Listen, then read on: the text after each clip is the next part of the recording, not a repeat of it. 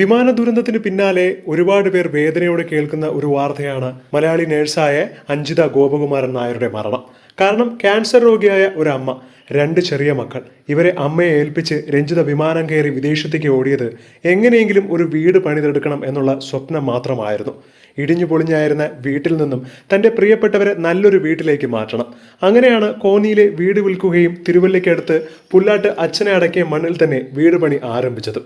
ഇക്കഴിഞ്ഞ ഫെബ്രുവരിയിലായിരുന്നു വീട് പണി തുടങ്ങിയതും.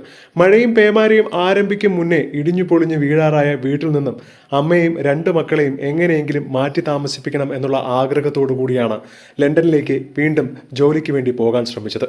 എന്നാൽ പൂർണ്ണമായും പണി തീർന്നിട്ട് താമസം മാറാൻ കുറച്ചു കാലം എടുക്കും എന്ന് മനസ്സിലായതോടുകൂടി ഒരു മുറിയും അടുക്കളയും മാത്രം പണിതീർത്ത് ഈ മാസം 28 ആവുമ്പോഴേക്കും അവരെ ഇവിടേക്ക് മാറ്റാൻ സാധിക്കുന്ന വിധത്തിൽ ശരിയാക്കി എടുക്കണമെന്നേ രഞ്ജിത ആഗ്രഹിച്ചുള്ളൂ. തുടർന്ന് എങ്ങനെയെങ്കിലും പണിതീർത്ത് ഓണത്തോടുകൂടി വീട്ടിലേക്ക് കയറാമെന്നായിരുന്നു രഞ്ജിതയുടെ ആഗ്രഹം.